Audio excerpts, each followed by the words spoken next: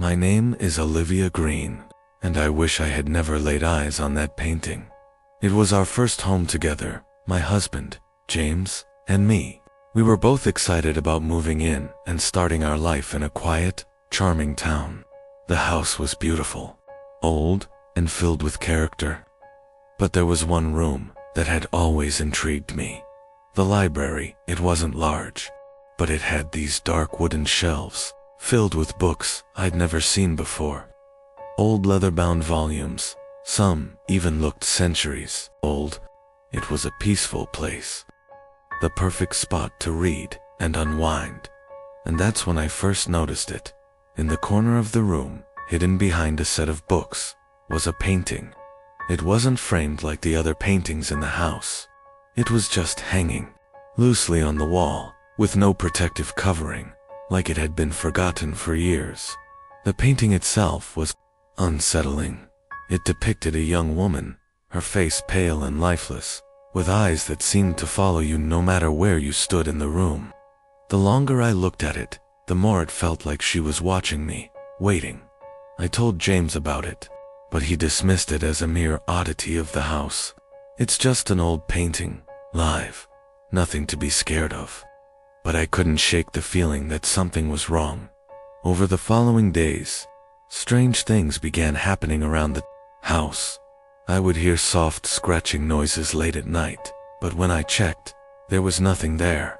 Sometimes, I'd find objects moved from one place to another, but James swore he hadn't touched anything. Then the dreams started. I would wake up in the middle of the night, drenched in sweat, my heart racing. In these dreams, the woman in the painting would speak to me in whispers. "Help me," she would say, "take me with you." It was always the same. Every time I looked at the painting, it felt like the woman was begging for something. One night, I decided to confront it. I stood in front of the painting and stared at the woman's eyes, feeling the pressure build in my chest. I could feel her presence, cold and suffocating, like the room had grown darker, heavier. I reached out and touched the frame. As soon as my fingers brushed against it, the air shifted. The room grew colder, and the lights flickered. And then, I heard the woman's voice, but it wasn't a whisper anymore. "I'm trapped. Free me." I stumbled back, terrified. The room felt like it was closing in on me, and I could hear the painting's edges scraping against the wall, as if it were coming to life. I rushed out of the library, slamming the door behind me. But the feeling of being watched didn't leave me. That night, I couldn't sleep. I could hear the voice in my head, louder this time, saying the same thing over and over again. "Free me." The next day I told James everything, but he still didn't believe me. He laughed it off, saying I was just imagining things. But when he went to work, I couldn't resist. I went back to the library. The painting was still there, staring at me with those lifeless eyes. This time, I was determined to end it. I reached up to grab the painting and take it down. But as soon as my fingers touched it, I felt a cold shock shoot through my body. I gasped, but I couldn't pull my hand away. The painting was pulling me in, dragging me closer to it. I couldn't move. I felt my feet leave the ground, and the world around me blurred. And then, I was in the painting. I was standing in a dark, desolate room, the same room from the painting. The woman was there, standing in front of me, but this time, her eyes were different. They were full of rage. "You shouldn't have come," she hissed. I tried to scream, but no sound came out. The walls of the room were closing in, and the woman stepped closer, her cold fingers brushing against my skin. Suddenly, I was pulled back, and I found myself standing in the library again, gasping for air. The painting was now on the floor, shattered. I couldn't explain what happened, but when I looked at the shattered pieces, I noticed something terrifying. The woman's eyes were still moving, following me as I backed away from the wreckage. That was the last time I ever saw the painting. We moved out of the house soon after, but even now, I still feel that presence, her cold stare, her whispers. I've seen her in my dreams, and sometimes, in the corners of my vision, and I know, deep down, that she's still waiting. My name is Michael Harper, and I should have listened to the warning signs. When we moved into our new home, the first thing that stood out was the flickering light in the kitchen dot. It was an old house, sure, but there was something about that light that unsettled me. No matter what I did replacing bulbs, checking the wiring, the light would always flicker. It wasn't just an occasional flicker. It was a constant, intermittent pulse, like it was trying to communicate something. My wife, Emily, didn't seem to notice it at first. She thought it was just an inconvenience. It's an old house, Mike. Probably just a loose wire, she'd say. But it didn't feel like a simple electrical issue. It felt deliberate. One night I stayed up late, working in the kitchen. Emily had gone to bed, and I thought I'd get a head start on some paperwork. The light flickered again, this time with more intensity, almost like it was trying to get my attention. I stared at it for a long while, then shook my head. Just a light.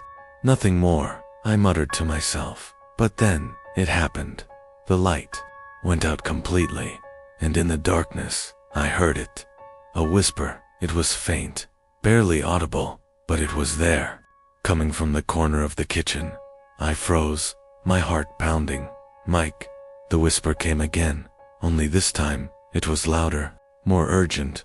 Mike, come closer. I grabbed my phone, turning on the flashlight, and scanned the room, but there was nothing. The kitchen was empty. I moved toward the light switch, ready to turn it back on, but before I could reach it, I heard a soft clink, like something had dropped onto the floor. I turned quickly and shone the light toward the sound. There, on the floor, was a small piece of paper. I bent down to pick it up. The note was written in red, ink so fresh. It looked like it had been written minutes ago. The words were simple, yet chilling. I'm always here, waiting for you. I dropped the note, my hands shaking. What the hell was going on? The light flickered back on, but when it did, the room was no longer the same. The walls seemed to pulse with an eerie energy, and in the reflection of the window, I saw someone standing behind me. I spun around, but the room was empty.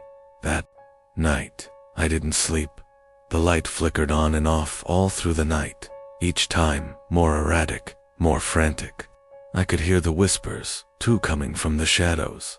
The next morning, Emily asked me what was wrong. You look terrible, Mike. Did you sleep at all? I didn't tell her about the note, or the voice. I just said, it's nothing.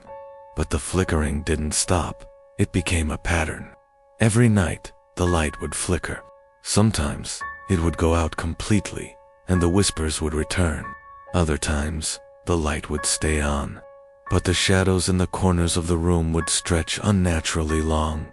One evening, I decided to confront it. I waited until Emily went to bed and then stood in the kitchen, staring at the light. I dared whatever was haunting me to show itself. The light flickered once, then twice, and then, for a brief moment, it stayed still. The room grew colder. I could see my breath in the air, and then a figure appeared in the corner of the kitchen, just outside the reach of the light. I couldn't make out any features, just a dark shape, standing still. But then the whispers came again, only this time, they weren't whispers at all. You shouldn't have waited. The figure stepped into the light. It was Emily, or at least, it looked like her, but her eyes were empty, black holes, and her face was twisted into an expression of pure terror. I screamed and ran out of the kitchen, locking myself in the bathroom. When I dared to look out, the kitchen was empty again, but the light still flickered. I've moved out since then, and I've never returned to that house. But every time I close my eyes, I can still hear the whispers, and I can still see the figure, standing in the kitchen, waiting for me to come back. I don't think the house is ever really empty. My name is Sarah Parker, and I used to think I was just imagining things. We'd been looking for a new house for months, and when we stumbled upon the one on Maple Street, it felt like we'd finally found our perfect place. The house was old, yes, but that was what made it special. The wooden beams, the creaking floor was everything I had hoped for. The one thing that stuck out, though, was the portrait in the hallway. It was an oil painting, a woman dressed in a Victorian gown. She was beautiful, with pale skin and dark, almost black hair. But what struck me as odd wasn't just her appearance, it was her eyes. Her eyes seemed to follow you, no matter where you stood. At first, I thought it was just the angle of the painting, the way the light hit it, but the more I stared at it, the more unsettling it became. I could feel her eyes tracking me. "Do you ever feel like she's watching you?" I asked my husband Tom one evening. He laughed. "It's just a painting, Sarah. You're being paranoid." But the next morning, I woke up to find that the painting had moved. It had been facing forward the night before, but now it was tilted just slightly, as if it had turned to look at something behind me. I told myself I was just imagining it, but that night, when I went to bed, I couldn't shake the feeling that someone was standing in the hallway, watching me. I turned the corner and froze. The painting was tilted again this time, much farther than before. I stared at it for a long moment, then quickly moved to straighten it, and that's when I saw something that made my blood run cold. The woman's face in the painting had changed. The smile, which had been soft and serene, was now twisted, as though she were grinning menacingly. I took the painting down and set it in the basement, hoping that would end it. But that night, I heard footsteps in the halls, low, deliberate steps. I crept out of bed, heart pounding. The footsteps were coming closer. I reached the top of the stairs and stopped. There, at the foot of the stairs, was the portrait. It was back. I rushed downstairs to see if Tom had moved it. He was asleep, snoring softly. I turned to the painting, my body shaking. The woman's eyes were no longer following me, they were staring directly at me, like she was waiting for me to make a move. I couldn't take it anymore. I burned the painting. I watched as the flames consumed it, hoping that would be the end of it. But as the painting cracked and charred, I heard a low, cold laugh, one that echoed through the walls. The laugh faded, and silence fell. But even now, in our new home, I can still feel her eyes. Sometimes, late at night, I'll wake up to the sound of soft footsteps in the hall, and I'll hear her whisper, "You can't escape me." My name is Henry Matthews, and I think the house we moved into might be alive. When my wife, Rachel, and I decided to buy the old farmhouse, we were looking for something peaceful, somewhere we could escape the noise of the city. It seemed like the perfect retreat. The house was secluded, surrounded by fields, with just a few neighbors miles away. But there was something strange about it. From the moment we stepped inside, the house was dark and naturally dark. Even with the curtains open, the sunlight barely seemed to reach the rooms. We chalked it up to the old, thick walls and the dense trees surrounding the property. But there was something else. The sounds at night, when we thought we were alone, we could hear faint scratching noises. At first, I assumed it was just the house settling, but the sounds got worse. One night, I woke up to the unmistakable sound of whispering. I sat up in bed, trying to locate the source. "Rachel," I whispered. She didn't respond. I turned on the light, but there was no one in the room. The whispering was faint but persistent, as if it was coming from somewhere inside the walls.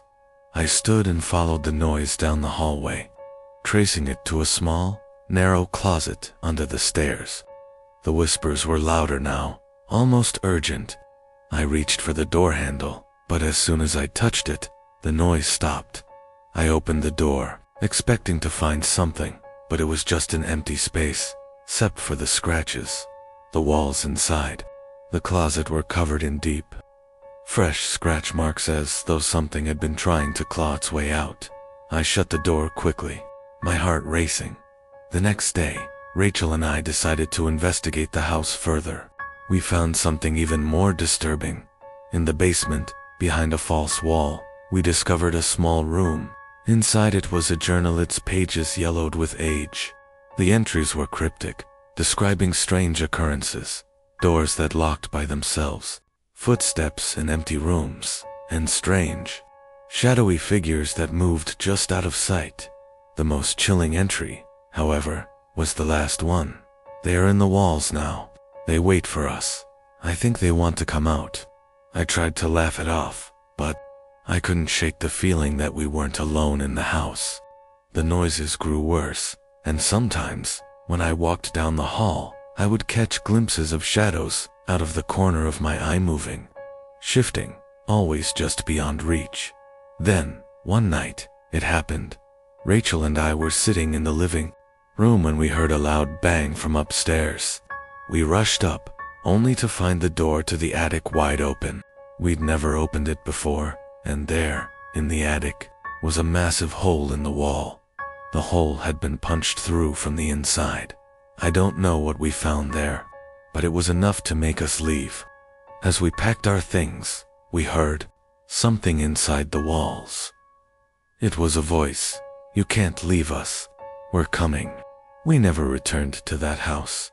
I still hear the whispers sometimes, but now they're closer. I think they followed us. My name is Ethan Wells, and I swear to you, the house changed when my wife, Claire, and I bought the place. It was everything we had dreamed of, an old Victorian-style home with just enough history to make it charming, but not enough to make it creepy. Or so we thought. We spent the first week unpacking, rearranging furniture, and making it ours. That's when we found the door. It was in the hallway, tucked between two closets. A small, unassuming wooden door. Claire frowned. Was this always here? I shook my head. No, no way. But there it was. I reached for the handle. It was ice cold. With a deep breath, I turned it and pushed the door open. Inside was a tiny, empty room, no bigger than a walk-in closet. The walls were bare, the floor covered in dust. The air inside smelled old, like something that had been sealed away for decades. "Guess we never noticed it before," Claire said. "Old houses are weird." That should have been the end of it. But the next morning, the door was gone. "Very funny," I muttered, assuming Claire had moved something in front of it. She just stared at me. "What are you talking about?" "The door," I said, pointing at the blank wall where it had been. Her face paled. "Ethan, there was never a door there." I ran my hands over the wall, knocking on the surface. It was solid, seamless, but I knew what I had seen. That night, I barely slept. I kept picturing that little room. I had stepped inside it, hadn't I? At 3:17 a.m., a loud thud woke me up. It came from the hallway. I grabbed my phone and crept out of bed. The hallway was dark, stretching into shadows, and then I saw it. The door was back, standing exactly where it had been before. This time, I didn't open it.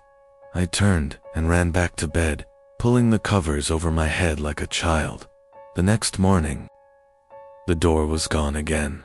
I started obsessing over it. I measured the hallway, checked the blueprints. There was no record of any extra space there, and yet, some nights, I would wake up and it would be there again. Sometimes, it would be open. Claire begged me to stop thinking about it. "Maybe you're just dreaming it," she said. Then one night, I woke up and she was gone. The bed was empty. The house was silent and the door was open. A faint scratching sound came from inside. I stepped closer. "Claire," my voice cracked. The scratching stopped. A whisper drifted out.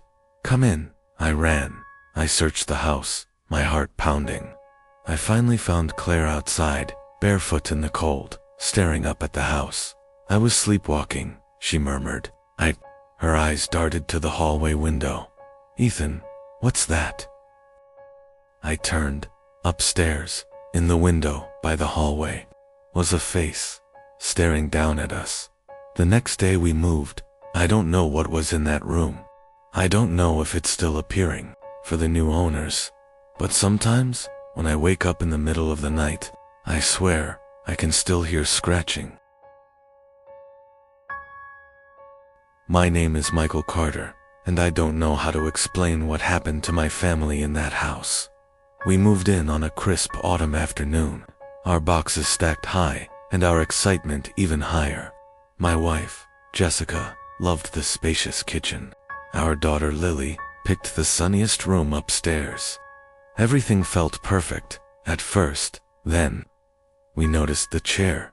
It was an old wooden rocking chair sitting in the corner of the living room. It hadn't been there when we toured the house. Did the movers leave this? Jessica asked. I shook my head. Probably just something the previous owners forgot. We moved it to the garage. But the next morning, it was back. I was the first one downstairs. The second I stepped into the living room, my stomach dropped. The rocking chair was sitting exactly where it had been before. I checked the garage. It was empty. Jess, I called. Did you move this back? She came downstairs, rubbing her eyes. What are you talking about? I pointed at the chair. She frowned. Michael, I thought you put it outside. My blood went cold.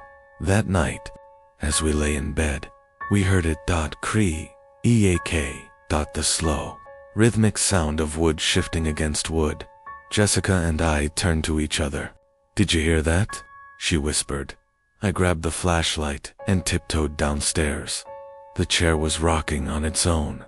I stood frozen, watching it sway gently back and forth. The air around it felt thick, charged. Then, as if sensing me, it stopped. I grabbed the chair and threw it outside. This time, I took it all the way to the curb. But the next morning, it was back. Things got worse after that. Lily started talking to someone in her room. He's nice, she told us. He just doesn't like being alone. Who's he? I asked. She smiled. The man in the chair. We hadn't told her about it.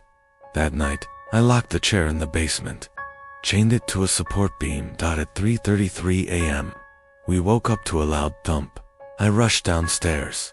The basement door was wide open. The chain was on the floor, snapped in two, and the chair, back in its usual spot.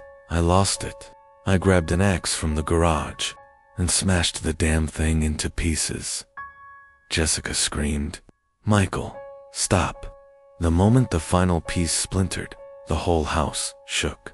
The walls groaned, the lights flickered, and a deep, rattling breath filled the air. A single whisper followed. That was a mistake. We left that night. A few months later, I drove by the house. A new family had moved in, and on the porch, sitting in the same exact spot, was the chair. My name is Jonathan Miller, and I don't believe in coincidences anymore. When my wife, Alina, and I bought our new home, it felt like a dream come true. It was a charming, two-story house with a wraparound porch, nestled in a quiet neighborhood. Our 5-year-old son, Oliver, was especially excited. He ran through the halls, claiming one of the upstairs bedrooms as his own before we had even moved the boxes in. The only problem: the house had a strange smell. It wasn't mold, nor was it rotten wood. It was something, old. Something that smelled like time itself had seeped into the walls. We should have left the moment we noticed. The first night, I woke up at exactly 3 a.m. I don't know why. Didn't hear anything, but something felt wrong. The air was thick, heavy, pressing against my skin like unseen hands. Then I heard Oliver giggling from his room. Alina, I whispered, shaking her. Did you hear that? She groaned, half asleep. He probably had a funny dream. Go check. I got up and padded down the hallway. Oliver's door was slightly open. I peeked inside. He was sitting on the edge of his bed, staring at the open closet. Ollie, I whispered. What are you doing up, buddy? He turned to me, his tiny face pale in the moonlight. She's funny, Daddy. My stomach twisted. Who's funny? Oliver pointed at the closet. I flicked on the light. The closet was empty. There's no one there, champ. He frowned. She was just here. My skin crawled. I tucked him in and left the door slightly open, but as I walked away, I felt something watching me from the dark. I didn't sleep that night. The next day, Alina and I found the drawings. Oliver had covered his bedroom walls with crayon sketches. They were simple, childlike, but one thing stood out. Every picture had a tall, black figure standing near our house. "Allie, what's this?" Alina asked, trying to keep her voice calm. "That's her," he said simply. "Who's her?" I pressed. Oliver's face darkened. "She doesn't like it when we talk about her." That night, the noises started. The sound of footsteps on the stairs. Even though we were all in bed, the sound of fingernails scratching the walls, just faint enough to wonder if we imagined it. The sound of a woman laughing from inside the walls. We tried to ignore it. We tried to rationalize it. Then, one night, Alina woke up screaming. I bolted upright and turned on the light. She was sitting up in bed, shaking, her hands clutched around her throat. As she was here, she gasped. She was on top of me. I couldn't move. Sleep paralysis, I wanted to say. But I couldn't shake the feeling that something was in the room with us that morning. I made the decision. We're leaving. We packed everything within hours. As we drove away, Oliver looked out the window and waved. Alina and I exchanged a look. "Who are you waving at, sweetheart?" she asked. Oliver smiled. "She's coming with us." The house should have stayed behind. But the sounds, ... the scratching, the laughter, ... they followed us. And now, wherever we go, we wake up at 3 a.m. because she never left. My name is Daniel Reeves, and I wish we had never moved into that house. It was the last one on a dead-end street, surrounded by withered trees and an overgrown yard. My wife, Madeline, and our 8-year-old daughter, Sophie, thought it had character. I thought it felt wrong. From the moment we arrived, Sophie kept looking toward the attic window. "What are you staring at, sweetheart?" I asked. "The boy," she said matter-of-factly. "He's watching us." I forced a chuckle. "There's no one there, kiddo." But when I looked up, I swore I saw a shadow move behind the glass. That first night, I barely slept. The house creaked and groaned, as if shifting under its own weight. I heard whispers in the walls, dry, crackling voices, but when I pressed my ear against the surface, they stopped. At 3:12 a.m., Sophie's scream tore through the silence. I bolted out of bed and ran to her room. She was curled in the corner, trembling, her sheets twisted around her legs. "He came out of the wall," she sobbed. He had no eyes. "Daddy." I searched every inch of her room, but it was empty. Madeline tried to calm her down. "It was just a nightmare, honey." I wanted to believe that. I really did. The next morning I found something disturbing in the attic. Buried under old boxes was a child's bed, a tiny, rusted frame with torn sheets. Next to it, a single, cracked photograph. It showed a boy, maybe 7 years old. His face was scratched out. That's when I heard Sophie laughing downstairs. Relieved, I went down until I saw her standing at the bottom of the stairs, completely still, facing the wall. "Sophie," I called. She turned her head slightly. She whispered, "He doesn't like it when you talk too loud." The air went cold. I pulled Sophie away from the wall, and she screamed, "Don't, you'll make him angry." That was it. That night I packed our bags. But as we rushed out, the front door slammed shut on its own. Madeline yanked at the knob, but it wouldn't budge. The lights flickered, the house groaning like a wounded animal. Then dashed footsteps, slow, deliberate, coming from upstairs. I turned, my breath caught in my throat. The attic door was open, and at the top of the stairs stood a small, shadowy figure. "Don't go," it whispered. We never looked back. The next day, I researched the house. A boy had lived there decades ago. His parents had locked him in the attic. He starved to death. We moved across the country after that, but at night, Sophie still talks to him, and sometimes I hear him talk back. My name is Benjamin Hayes, and moving into a new house was supposed to be a fresh start for my wife Claire, our son Noah, and me. We had spent years in a cramped apartment, saving up for a place of our own. When we found a beautiful, spacious house at an unbelievably low price, we jumped at the opportunity.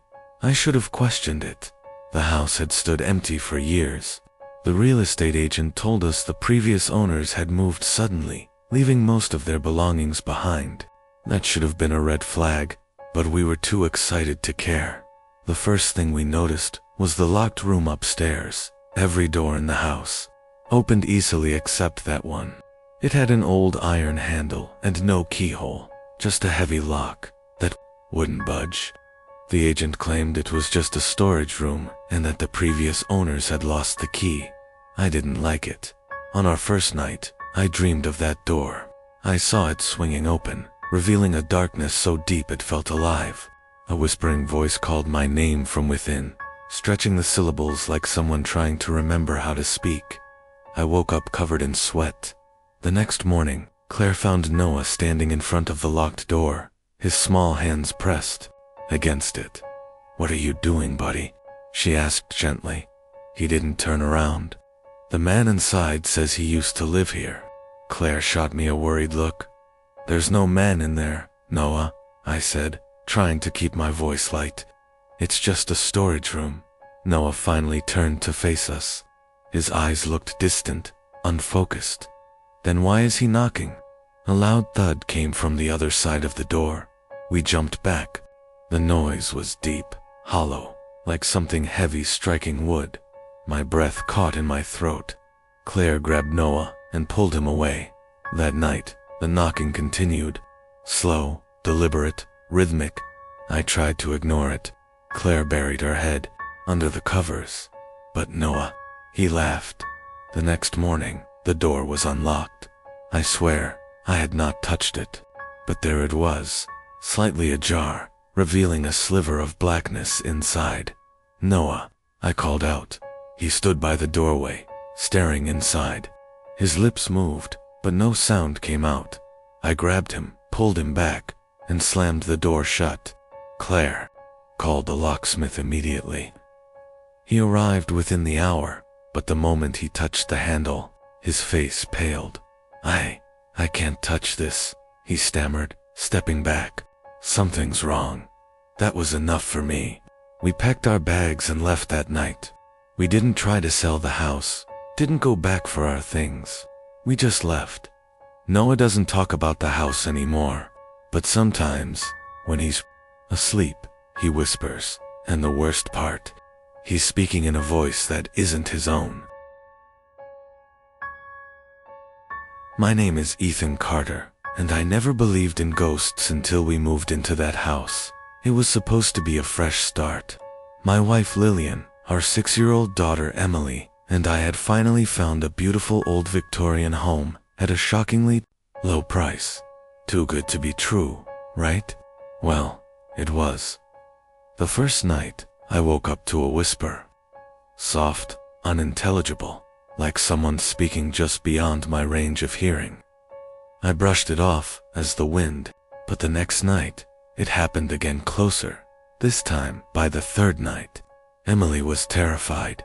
"Daddy, someone's in my room," she whimpered, clutching her stuffed rabbit. I rushed to her room, heart pounding. The air was thick with an unnatural chill, but the moment I switched on the light, there was nothing. No one. Lillian tried to reassure me. "It's just an old house, Ethan. Old houses make noises." I wanted to believe her. But then, things escalated. One night, I woke up gasping for breath. A crushing weight pinned me to the bed, an unseen force pressing against my chest. I couldn't move, couldn't scream. My vision blurred, and in the dim moonlight, I saw something, a figure standing in the corner of our bedroom. It was tall, almost inhuman, its body shifting like smoke. Its face was mine. When I finally broke free, I shot up gasping. Lillian was sound asleep. Had I imagined it? The next day I checked the house's history.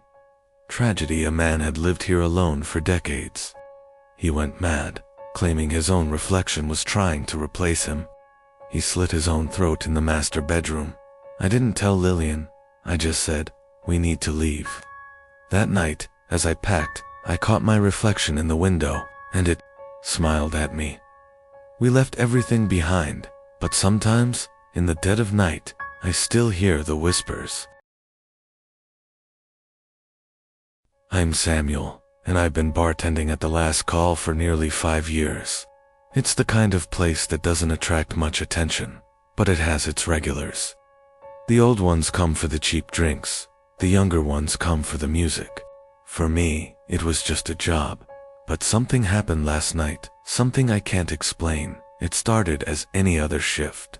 I walked into the dimly lit bar, greeted the regulars, wiped down the counter, and prepared for another slow night. But then, the new guy walked in. His name was Ethan, and he seemed like any other patron: tall, handsome, and dressed in a worn-out leather jacket. He was quiet, though, just sitting at the far end of the bar, nursing a drink. He ordered a whiskey, and as I poured it, I couldn't shake the feeling that something wasn't quite right. There was something about his eyes, deep dark eyes, that looked almost too empty. I tried to dismiss it, thinking maybe it was just the dim lighting or my imagination. But as the night wore on, I began to notice more oddities. He never once moved from his seat. His glass never seemed too empty. Every time I looked at it, the whiskey level stayed exactly the same. It was almost as if time itself was standing still for him. I tried not to stare, but I couldn't help it. I kept looking over at him, wondering if he was a ghost, if maybe he wasn't real. But when I tried to approach him, my feet wouldn't move. I felt rooted to the spot, unable to take a single step closer. And that's when it happened. Around midnight, the lights flickered. The usual hum of the jukebox died, and that's when the glass broke. It wasn't Ethan's glass. It was the oldest glass in the bar, the one that no one ever uses anymore. It had been there since the bar opened, a relic from the past. And for some reason, the glass shattered into pieces, even though no one was near it. But that wasn't the weird part. The weird part was that the glass never touched the floor. It simply vanished. Not a single shard remained. It was as if the glass had been swallowed by the air itself. I stood frozen in place. The air felt thick, suffocating. The room grew colder, the temperature dropping so fast that I could see my breath. Ethan didn't seem to notice. He just sat there, staring straight ahead with those empty eyes. I turned to the bartender on duty, but he was gone. The bar was empty. Now completely empty except for me and Ethan. I could feel a presence behind me, an invisible weight pressing down on my shoulders, a cold, dreadful presence. I slowly turned around, half expecting to see someone standing there, but there was no one. The glass reappeared. It was sitting on the counter, whole and unbroken, as if nothing had happened. I blinked, and it was gone again, vanished into thin air. "Do you see it too?" I whispered, my voice shaking. I turned to Ethan, but his face was now different. His once empty eyes were filled with a deep, black void. He smiled. "You shouldn't be here, Samuel." And with that, the room went completely black. I couldn't move, couldn't speak. I was trapped in that suffocating silence, surrounded by darkness. I woke up in the bar the next morning. The usual sounds of clinking glasses and murmurs from regulars filling the air. The glass was back, sitting quietly on the shelf, as if nothing had happened. But I knew the truth. Ethan wasn't just a patron. He was something else, and the glass that never breaks. It's a curse, a reminder that once you step into the last call, you never truly leave. My name is Jake Williams, and I work at a dive bar on the outskirts of town. It's one of those places that doesn't get much traffic, but the regulars are loyal, and the drinks are cheap. It's not much, but it's home. There's something about this place, though, something strange. It's the way the walls always seem to hum, the way the air feels thicker when the sun sets. I've heard the stories, the rumors about the bar being haunted. I used to laugh them off. That is, until the night I met him. It was a slow evening. As usual, I was cleaning glasses, glancing up occasionally to check on the few patrons at the bar. That's when I first saw him, the new bartender. He wasn't anyone I recognized. He wasn't even on the schedule. He just appeared, standing behind the bar as if he'd always been there. "Can I get you a drink?" he asked in a soft voice, his eyes barely meeting mine. I shrugged it off, assuming he was just another local looking for a job. But there was something off about him, something wrong. His movements were stiff, almost mechanical, like he was performing a routine he didn't fully understand. "Who are you?" I asked, trying to make sense of what was going on. He didn't respond. Instead, he reached for a bottle behind the counter, his hands slow and deliberate. As he poured a drink, I noticed something strange. His reflection didn't show in the glass. "What the hell?" I muttered under my breath, leaning in to get a better look. But when I blinked, it was gone. The reflection was back. I tried to shake off the feeling of unease, but it stuck with me. The man's eyes followed me as I walked past him, and I could have sworn I heard him whisper something, though his lips never moved. The bar was getting quieter by the minute. Only one regular remained, an old guy who drank whiskey like water. He was the only one still sitting at the bar. His eyes glazed over in a daze. That's when the whispers started. At first, it was soft, just faint murmurs, like someone speaking just out of earshot. But as the night wore on, they grew louder, more urgent. The man behind the bar didn't seem to notice. He just kept pouring drinks, his movements becoming more erratic, like he was trying to keep up with the voices. I felt a chill crawl up my spine as the whispers turned into words. "Jake, it's not too late." The voice came from behind me. I spun around, but no one was there. The bartender was still pouring, but his face was now expressionless, like he was lost in thought. I took a step toward him, my heart racing, but before I could reach him, the door to the back room opened. And there, standing in the doorway, was a woman in a tattered dress, her face covered by a veil. She didn't speak. She just stood there, staring at me with eyes that glowed faintly in the dim light. The whispers were louder now, overwhelming. I couldn't hear myself think. I stumbled back, hitting the bar in a panic. That's when I saw it. The bartender, the one I had thought was so strange, was standing in front of me, his mouth agape, but he wasn't moving. His eyes were wide, unblinking, and then he whispered, "You shouldn't have come here, Jake. You're just like the others." I tried to scream, but no sound came out. The room began to spin, the walls closing in. The woman in the doorway stepped forward, her veil lifting just enough to reveal her empty, hollow eyes. I tried to escape, but the door wouldn't open. The air thickened around me, suffocating me. The bartender didn't move, but his voice echoed in my ears. "You'll never leave." I don't know how long I was trapped in that bar, but when I woke up, the place was empty. The woman, the bartender, and the whispers, they were all gone. But I knew something wasn't right. Something about that place had changed, and every time I step into the rusted tap, I feel their eyes on me, waiting for me to join them. I'm Tessa, the bartender at the Shattered Glass, a bar that has stood for over 50 years. It's been the same place for as long as I can remember. Dim lights, wood-paneled walls, and a strange, almost melancholic vibe that hangs in the air. But there's one thing that I've never told anyone. Not a single soul. The bar isn't just haunted, it's alive. I didn't believe it at first.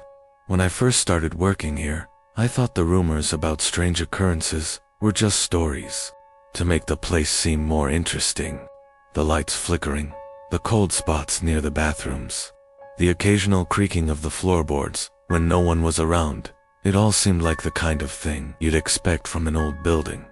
But then, I saw it that one evening, around closing time. I was cleaning the bar, alone, as usual. It was nearly 3 a.m., and the last few patrons had left, leaving the place eerily quiet. That's when I saw a figure in the corner of my eye. It wasn't a person, but a shadow, a tall, dark silhouette, standing in the farthest corner of the room, near the old jukebox. I turned to look directly at it, but it was gone. I thought I was just imagining things, so I continued my work. But then it happened again. This time, the shadow moved. Slowly, it glided across the floor, moving closer to me. My heart raced as I stared at it, frozen. The bar suddenly felt colder, the air thicker, and then I heard a Tay voice. It wasn't loud. It was a whisper, faint but unmistakable. Tessa, ... It's almost time. I didn't recognize the voice. It wasn't one of the regulars, not someone I had heard before. I quickly turned around, but no one was there. Shaking, I tried to calm myself, telling myself it was just my imagination. But deep down, I knew something wasn't right. The lights flickered above me, and the jukebox, which had been silent for hours, suddenly hummed to life, playing an old song I didn't recognize. I tried to unplug it, but the moment my fingers touched the plug, the jukebox stopped playing. I backed away, feeling the hair on the back of my neck stand up. The silence was deafening. Then, just as I was about to leave for the night, I heard the unmistakable sound of footsteps. Heavy, slow, deliberate. I turned around to see a man standing at the bar. He looked out of place, even for this place. His face was pale, with dark circles under his eyes, and he wore a long dark coat that seemed to swallow him whole. He didn't say anything. He just stared at me. "Can I help you?" I asked, my voice trembling. But the man didn't respond. He simply smiled, his lips curling into a thin, unsettling grin. And then, in a voice so low I could barely hear it, he said, "I've been waiting for you, Tessa." I felt a chill run through me as the world around me seemed to tilt. The bar was no longer just the familiar place I had worked in for so long. It was something else, something darker, more sinister. The walls seemed to close in, and the man's eyes, those dark, empty eyes, seemed to pierce right through me. Before I could move, the door slammed shut. The lights flickered once more, and the jukebox began playing again, this time louder than ever. The man stood up and slowly walked toward me, his footsteps echoing in the silent bar. I tried to scream, but no sound came out. My mouth was dry, and my hands shook as I backed away. "You can't leave now, Tessa." His voice was now louder, but it didn't sound like a man's voice at all. It was distorted, like it was coming from a place far deeper than his throat. "You belong here now." I ran for the door, but it wouldn't open. The man was right behind me, and I could feel his presence growing stronger, suffocating me. I don't remember how I managed to get out. All I know is that I never went back to the shattered glass. But sometimes, late at night, I hear that song, and I wonder if the bar is still waiting for me to come back. My name's Mason Cruz, and I've worked at a lot of bars over the years, but none like the Lantern's Edge. It's not the kind of place that attracts crowds. Most people don't even know it exists. It's tucked away at the end of an old street, under a flickering neon sign that barely works. It's a place for the lost, the broken, and the ones who don't belong anywhere else. One night, when I was working late alone, a man walked in. He didn't look like someone I'd seen around before. Lance, that's what he told me his name was. He was tall, with dark hair, and a face that was hard to read. He wasn't a talker, just took a seat at the bar and stared into his drink. I didn't think much of it at first, but then, around 2:45 a.m., something strange happened. The bar was about to close, and the silence felt unnerving. The kind of silence you only feel when something isn't quite right. Lance suddenly turned to me. "One more drink before I go." His voice was low, almost like he was speaking in a whisper. I nodded, preparing his order, but something about his eyes made me hesitate. They weren't quite right empty, almost too still. But I shrugged it off, blaming it on fatigue. As I slid the glass over to him, I noticed a strange shadow flickering in the corner of my eye. I looked up, and for a moment, I thought I saw the door behind Lance open. But when I blinked, it was still closed. I shrugged again, trying to shake the feeling of unease. But when I turned back to Lance, something was different. The air around him had grown cold, and the room seemed to shift. The lights above us flickered, and the clock on the wall ticked louder. Time seemed to stretch and distort. It was like we were in a place that wasn't quite part of the world anymore. Lance looked at me with a strange grin on his face. "You know what they say about last calls, right?" he asked, his tone suddenly unsettling.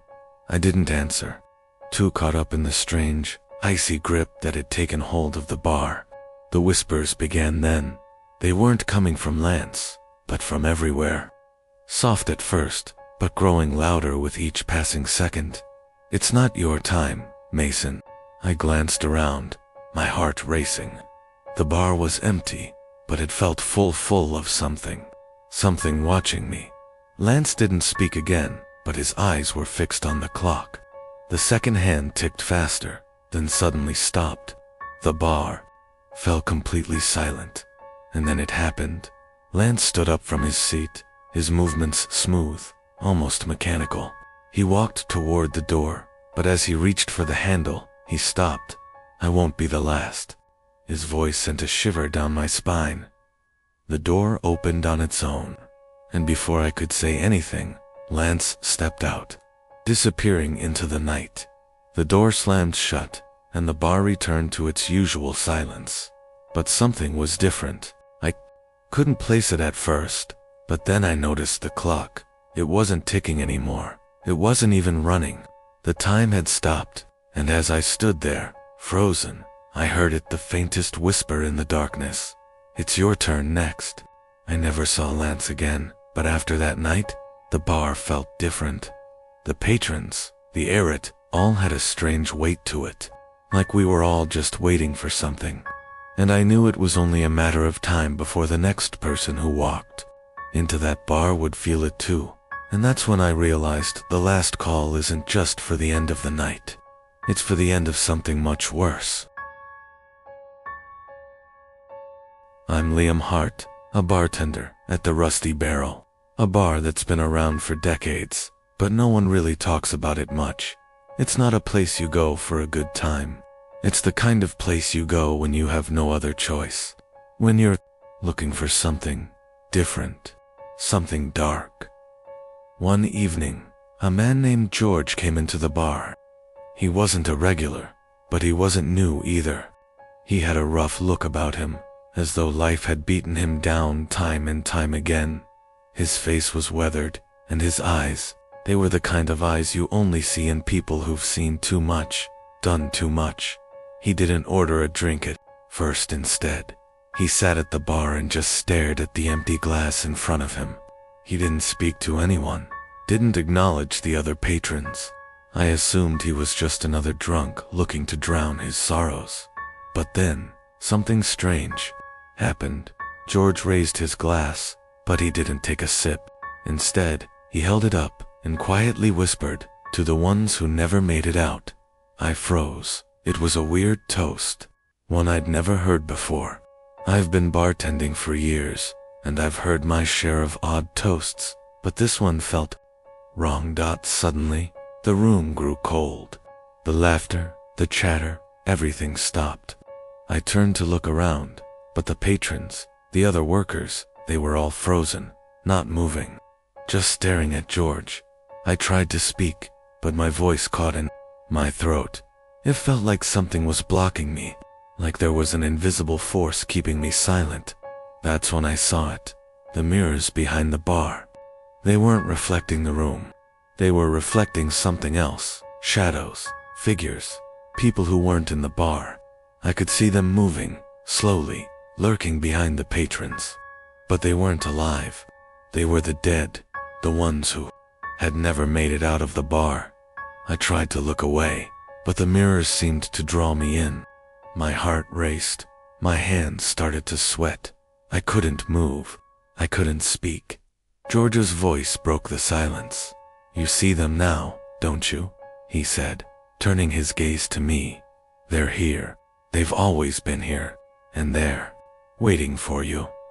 I stumbled back, finally able to move. But the room didn't feel like it used to. It was wrong. Everything about it was wrong. The patrons, those shadows, were now in front of me, whispering in voices that echoed in my mind. They didn't speak words. They spoke feelings. Regret, fear, pain. It was overwhelming. George stood up, slowly, almost like he was floating. The shadows seemed to follow him. "There's no escaping it. Liam, you're part of this now. You belong here, with us." I backed away, but the bar seemed to stretch, the walls closing in. The door wouldn't open. The windows were covered in a thick fog. I couldn't breathe, and then I saw them, the eyes. Cold, hollow, lifeless eyes, watching me from every corner of the bar. Eyes that had once belonged to people who'd come in just like I had. People who had raised their glasses, made toasts, and never left. I don't know how I got out that night, but I did. I ran. I've never gone back to the Rusty Barrel, and I never will. But the memories, they won't go away. Every time I close my eyes, I see George. And every time I hear a glass clink, I hear that toast. To the ones who never made it out. And I wonder who's next. I'm Dylan Pierce, the bartender at Whispers, a small bar tucked away in an alley where most people don't even know it exists. It's one of those places you stumble upon when you're looking for something, or someone, and most people who find it usually don't leave the same way they came in. I've been working there for almost a year, and in that time, I've seen things that made me question everything I thought I knew about reality, but nothing. Nothing could have prepared me for the events that unfolded one particular night. It started like any other evening. The usual patrons were there drunk and laughing, talking about their meaningless lives. It was the lull between the rush of closing time and the dead silence of the early morning hours. That's when he showed up. He entered at precisely midnight, as if the clock had struck for him. His name was Victor. At least, that's what he said. But his eyes, dark and hollow, never seemed to match his calm demeanor. They were empty, lifeless, like they belonged to someone who had seen far too much. He sat at the bar, but he didn't order a drink. Instead, he just stared at the clock above the door, watching the seconds tick by. The other patrons seemed to avoid him, as though there was something in his presence that made them uneasy. I tried to offer him a drink, but he simply nodded and gestured for me to wait. So I did, watching him as he stared at the clock, his fingers tapping rhythmically on the wooden counter. Tick, tick, to minutes dragged on. Something felt off. The air felt thick, like the world was holding its breath. And that's when I heard it, the whisper. It was faint, barely audible over the hum of the neon sign outside. At first I thought it was just my imagination, but then it came again, closer this time. Tick-tock. "You're running out of time." I looked around the room. No one else seemed to hear it, but I did, and so did Victor. He wasn't staring at the clock anymore. His eyes were locked onto mine, and for the first time since he walked in, he spoke. "You heard it too, didn't you?" I felt a chill run through me. How did he know? "It's not the clock that counts," he said in a low, almost mechanical voice. "It's the moments, and the moments are running out for you, Dylan." I tried to laugh it off, but the air in the bar grew cold, colder than I could remember. I could see my breath, even though the heat was on, and then the lights flickered. The music stopped. The bar fell into a silence that felt like it had been there for years. The clock on the wall began ticking louder, faster. Tick, tock, tick, tock. Victor's smile grew wider, but it wasn't a comforting smile. It was a smile of someone who knew, a secreter's secret that could destroy me. Suddenly, the room around us started to change. The walls warped, and the floor began to stretch. The other patrons disappeared, replaced by shadows, flickering in and out of view. The clock seemed to be growing louder, like it was alive, like it was pulling everything into its grasp. I tried to scream, but no sound came out. Victor's voice broke through the chaos. Time is the one thing you can never escape. Dylan, you'll learn that the hard way. Before I could react, he stood up and walked out of the bar. The door slammed behind him, and the clock went silent. The lights came back on, the warmth returned, and the room was exactly as it had been before, except the clock was gone. I haven't seen Victor since that night, but I know he's still out there, somewhere, waiting. Every night, when the clock strikes midnight, I hear his voice in the back of my mind. You're running out of time, and I wonder, how much time do I really have left? My name is Jason Calloway, and I've been a bartender at Grimm's Tavern for as long as I can remember. It's a hole-in-the-wall kind of place that barely gets any customers anymore. Not that we mind. The regulars are all that keep the place. Alive old men with stories of the past, each one stranger than the last. But there's always been something strange about Grimm's Tavern. Something I can't quite put my finger on. It all started after the new owner, Grimm, took over. He was a mysterious man with dark eyes and an even darker past. No one knew where he came from, and no one dared to ask. His mere presence felt oppressive, like the bar itself was alive, watching us. One rainy night, a storm rolled in, the winds howling and the thunder shaking the walls of the tavern. It was dead quiet, except for the sound of the rain hitting the windows and the hum of the neon beer sign flickering above the door. I was behind the bar, cleaning glasses, when a man walked in. He looked out of place, too clean, too well-dressed for a bar like this. His hair was neatly combed, and he carried himself with an air of confidence that made everyone else seem small in comparison. He sat at the bar, ordered a whiskey, and started chatting with me. His name was Edward, and at first, I thought he was just another rich guy passing through. But there was something about his voice, it was like it echoed in my mind. His words weren't normal. They felt forced, like he was saying them for a reason. He asked about Grimm, and that's when things got weird. I tried to change the subject, but Edward kept pushing. He seemed obsessed with the history of the tavern, the old stories about ghosts and strange occurrences. I told him the usual stories, how people claim to hear footsteps when no one's around, or how the lights flicker at night. But Edward wasn't satisfied. There's something more, isn't there? He pressed. Something darker. I froze. I tried to laugh it off, but I couldn't shake the feeling that he was onto something. That's when I noticed the mirror behind the bar, the one that reflected the entire tavern. But tonight, it was different. In the reflection, I could see Grimm standing in the shadows, staring directly at Edward. But when I looked over at the corner, Grimm wasn't there. I started to feel sick. Edward's smile faded, and he leaned in closer. You can feel it too, can't you? Before I could answer, the door slammed open, and a gust of wind blew through the tavern, extinguishing the candles on the tables. The temperature dropped, and the lights flickered once again. Then, I heard a voice, low and gravelly, coming from somewhere deep within the tavern. It wasn't Grimm, but it sounded like it was coming from him. You shouldn't have come here. Edward's face went pale. He tried to stand up, but his chair scraped violently against the floor, as if being pushed back by an unseen force. The room seemed to warp, the walls stretching and breathing. Edward looked at me with terror in his eyes. I reached for the phone, but it wasn't there.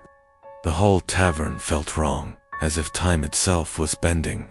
The air grew thick, and a shadow loomed over the bar, engulfing everything. Double quotes, leave, ... now. Grimm's voice echoed, even though he was nowhere near us. Suddenly, Edward collapsed on the floor, his body convulsing violently. I tried to help him, but when I touched him, his skin was ice cold, like he wasn't even human. His eyes rolled back into his head, and he let out a scream that rattled the entire building. Then, as quickly as it had begun, everything stopped. The room was silent, the storm outside had died down, and the lights came back on. Edward was gone, vanished. The only trace of him was the glass of whiskey that had been knocked over on the bar. I never saw Edward again, but I know something happened that night. Grimm, he's not human. He's something else, something old. And Grimm's Tavern, it's no ordinary bar. It's a place for people who are trapped, people who can never leave. So if you ever find yourself passing through town, and you happen to see a sign that says Grimm's Tavern, just keep walking. Don't go in. Don't sit at the bar, and never, ever make eye contact with Grimm. My name is Marcus Stone, and I've been bartending at the Crooked Horn for almost 5 years. It's a small, old bar on the edge of town, one of those places where time seems to stand still. The same faces, the same worn-down furniture, and the same stories. It's nothing special, but there's a certain comfort in its familiarity. But something happened one night that I can't explain. It was just another Tuesday evening. The bar nearly empty, except for a few regulars nursing their drinks. I was cleaning glasses behind the counter when a strange man walked in. He was tall, with pale skin and deep-set eyes that seemed to look through me rather than at me. He didn't say a word, just sat down at the farthest corner of the bar, where the shadows seemed to gather more than usual. I didn't think much of it at first. New faces come and go all the time. But there was something unsettling about him. It wasn't his appearance, it was the way he acted. He sat there, completely still, 4 hours. Not a single sip from his drink, no movement, no change in his expression. Around midnight, a woman entered the bar. She was young, in her 20s, with dark hair and a nervous energy about her. She walked up to the counter and ordered a drink, glancing over at the man in the corner every few seconds. Her eyes were wide, her hands trembling. I could tell something was off, but I didn't ask. I was about to clean up the glasses when the woman suddenly walked over to the corner, where the strange man was sitting. She stood there for a long moment, staring at him, as if she was waiting for something. Then, with a shaky breath, she pulled up the empty chair beside him and sat down. For a moment, I thought I saw the corner of the man's lips twitch into a smile, but it was more like a grimace. The woman spoke, her voice barely above a whisper. "Is it time?" The man didn't answer. He just sat there, unmoving, like a statue. The atmosphere in the bar suddenly felt heavier, colder.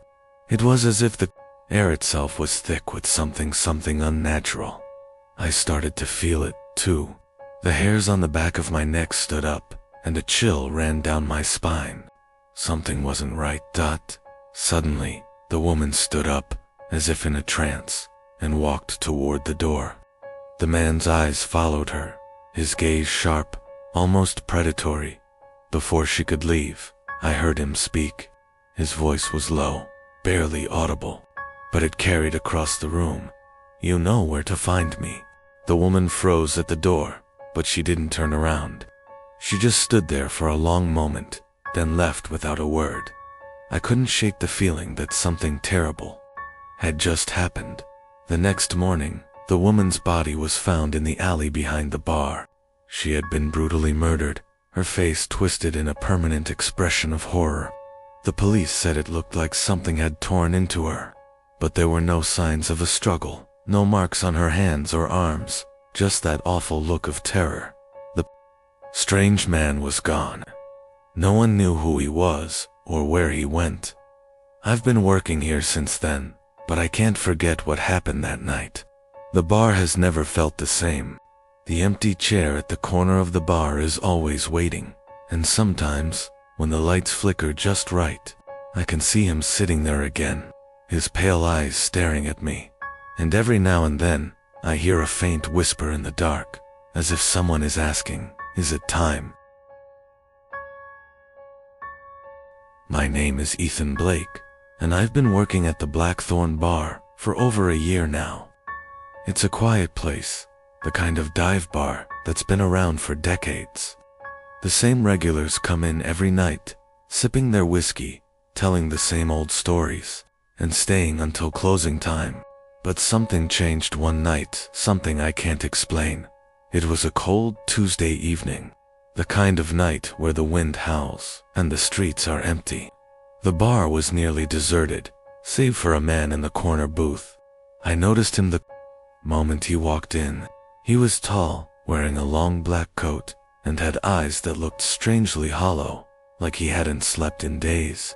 He didn't speak to anyone, just took a seat and stared at the wall, his drink untouched in front of him.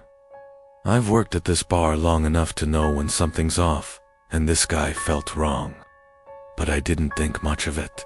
People have their weird moods, right? At around midnight, the man stood up and walked toward the door, but he paused as he reached it. He turned to look at me, and for a split second, I thought I saw something unnatural. His eyes glowed, just for a moment, a deep red. He didn't speak, but I swear he grinned. Then, he left. I tried to shake it off. It was probably just my mind playing tricks. But that night, the strange happenings began. The first incident happened just after the man left. I was cleaning the bar, when suddenly, the lights flickered and went out. It's not uncommon for the lights to flicker in old buildings, but when they came back on, I noticed something odd. Every single drink glass in the bar had been turned upside down, except for one, a glass of whiskey, sitting alone on the counter, untouched. I shook it off. I figured one of the regulars had been messing around, but when I looked up, I saw the man again, standing in the corner. His hollow eyes were locked on mine, and for the first time, I felt a chill run down my spine. I had to get out, but as I moved toward the door, everything around me seemed to slow down. The air grew heavier, thicker, and I felt an overwhelming sense of dread. The man wasn't there anymore, but I couldn't shake the feeling that he was still watching me. Then, I heard it a whisper. It wasn't from a person, but from the air itself. "You shouldn't have come," it said. I turned around, but there was no one there. The next few nights were even worse. The man never returned, but strange things began happening around the bar. The regulars started acting weird, like they were not themselves. One night, Tom, a regular who always sat at the bar, started talking about dark rituals and strange symbols he had seen carved into the wood. He spoke as if he had done these things, but none of us knew what he was talking about. Then, his face twisted into a grin, one that looked wrong, too wide. I felt my stomach turn.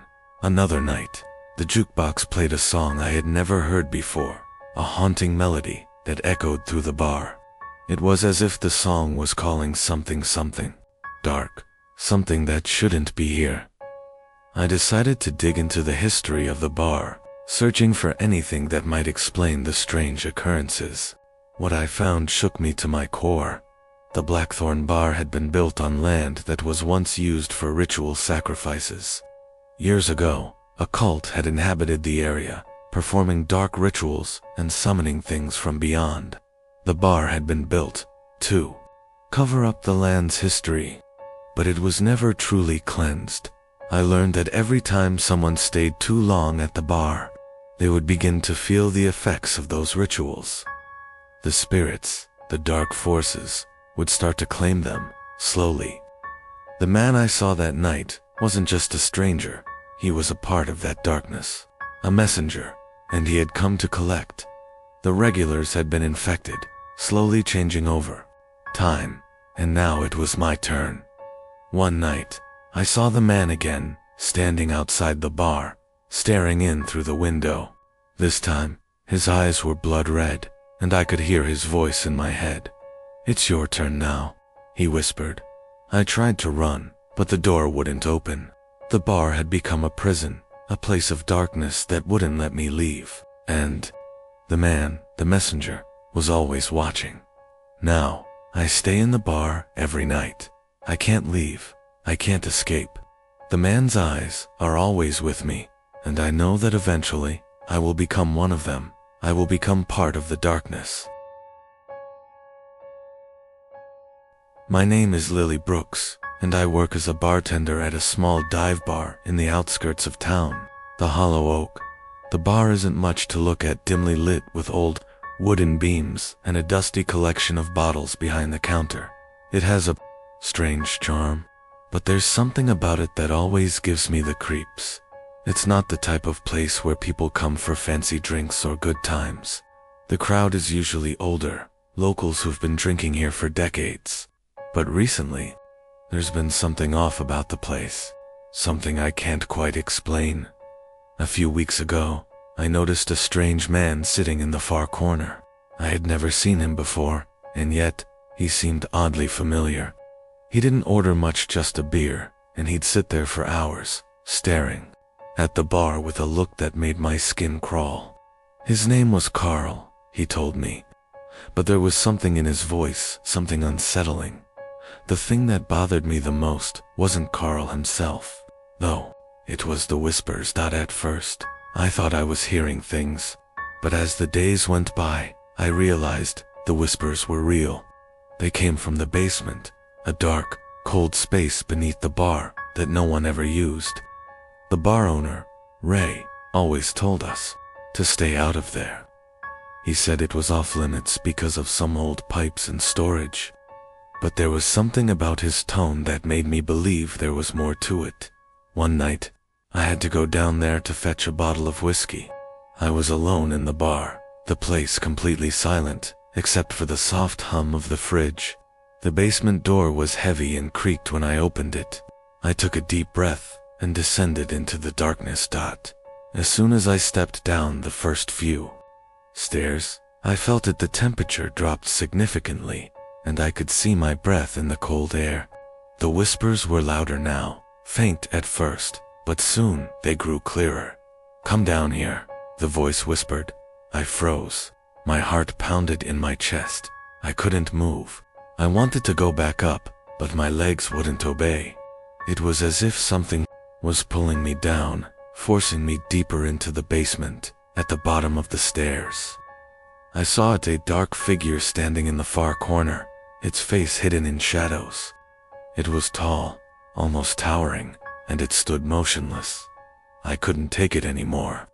I turned to run back up the stairs, but before I could reach the top, the basement door slammed shut. I was trapped.